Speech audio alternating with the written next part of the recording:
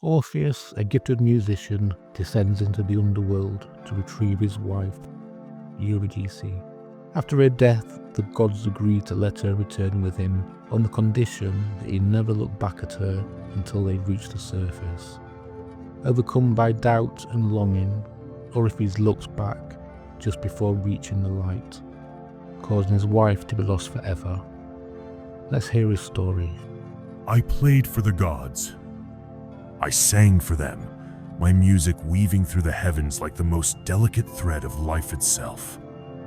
My lyre sang not only for mortals, but for the very forces that shape the world. It was the gift that set me apart, the power that made the impossible seem within reach. With every note, I could bend time, ease pain, even soften the cold hearts of those who ruled above. I was Orpheus, and I believed that nothing was beyond my grasp. But then came Eurydice. She was the one who anchored me, the one who made me believe that there was a truth beyond the music, a love deeper than any melody I could craft. And then, in the cruelest twist, she was taken. Taken by a snake, bite off all things, a poison so small, so silent. And just like that, the world I had once known shattered. I tried to call her back, but the world had already closed its doors on her, and in that moment, when her light dimmed and the darkness swallowed her whole, I knew I would go to the underworld. I would go to the depths of hell itself to find her, to bargain with the gods, to face the very forces of nature, if it meant bringing her back to me. I did not fear the journey. The darkness of the underworld, the silence of the dead, these were things I could face, for love is brighter than any shadow. Love is the force that drives us, that keeps us moving, that makes even the most impossible thing worth attempting. And so, I stood before Hades, the Lord of the Dead, with my lyre in hand, and I sang. I played for him, for Persephone, for all the souls who wandered the afterlife. My song was a plea, a desperate prayer for Eurydice's return. And for the first time in my life, I was not asking, I was demanding. Hades listened, as they all did. My song was not one that could be denied. The gods agreed, and the bargain was struck. I could take Eurydice back in one condition, one simple, one impossible condition. Do not look back. Trust the gods. Trust the promise they made. Trust that she would follow. Trust that when I reached the light of the living, I would hear her voice behind me. Trust in what I had been told. Trust. And so I walked. I walked with the rhythm of my heartbeat echoing in my ears, with the softest of footsteps behind me, her presence felt, her breath like a whisper against my soul. I could feel her. I could almost see her. With each step, I longed for her more, her warmth, her laughter, her touch. I could feel her drawing closer, the distance between us closing. The path seemed to stretch on forever, and yet I knew with every inch that I was this close. But temptation, it crept in like a thief in the night. I could feel her so near, her footsteps like a promise, like the truth of my love made flesh. And the thought crept in, as insidious as a shadow. What if the gods were tricking me? What if they were testing me, playing with my heart, with my soul?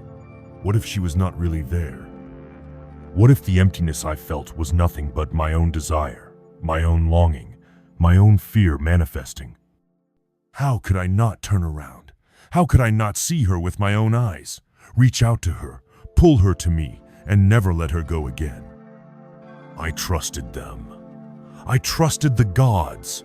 I trusted in the promise they had made. But trust is not enough. The temptation was too great.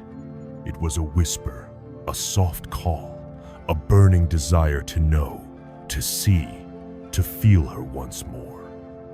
And in that moment, in that split second when my heart could not bear another step, I turned. And there she was, but not truly.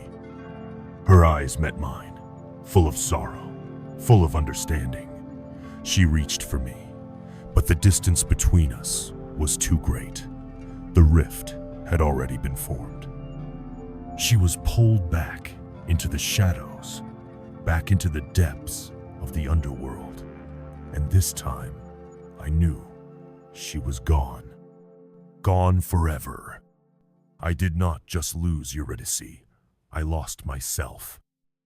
I lost my trust in the gods, my trust in the journey, my trust in the love that had brought me here. What is love if you cannot trust it? What is trust if it is so easily broken? And what is a man if his faith in everything he holds dear can be shattered in the blink of an eye? I know now that temptation is not just a choice, it is a force. It is something that lives inside us all, something that we cannot outrun, only endure. But it is trust that is the true test, the test of love, the test of faith, the test of the heart. And in the end, it was my own heart that failed me. I played for the gods, but in the end, I was only playing for myself, and that is a tune no soul can ever truly bear.